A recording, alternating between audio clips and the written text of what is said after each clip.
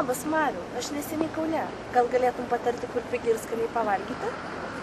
Mielai, kviečiu kartu papietauti. Kur norėtum papietauti? Valgykloje, kavinėje ar restorane? O kur galima pavalgyti greitai ir nebrangiai? Greičiausiai ir pigiausiai galima pavalgyti valgykloje, nes ten savitarna, bet restorane ar kavinėje skaniau. Ten galima paragauti patiekalų paruoštų pagal lietuviškus receptus. O kas yra savitarna? Tai tokia tvarka, kai turime apsarnauti patys. Patys įsirinkame ir pasiėmė patiekalus, o nuėję prie kasos sumokame. Tada einame į restoraną.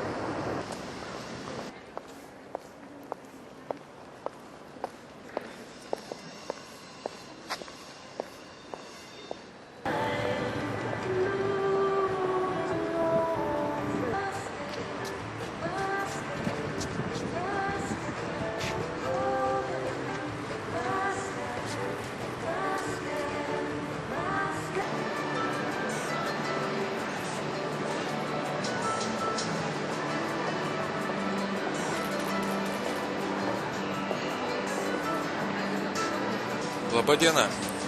Ar yra staliukų, ar yra vietų prie lango dviem? Taip, yra staliukas. Jums prie rūkančių, ar ne? Taip. Prašau, einam.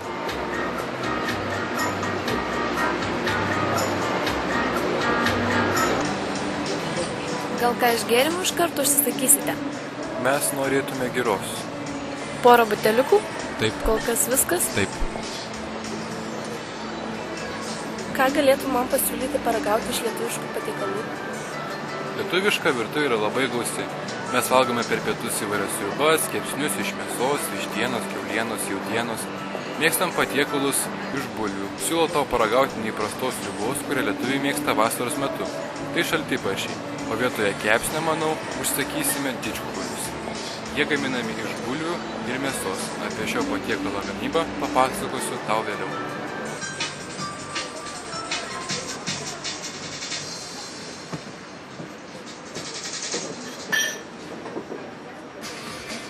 Gal jau išsirinkote?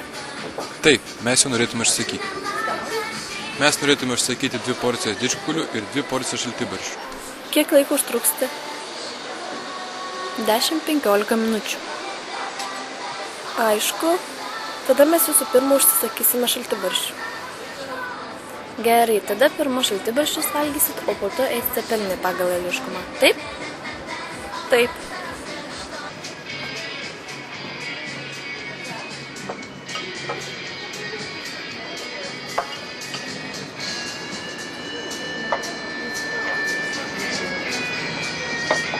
Dėkui.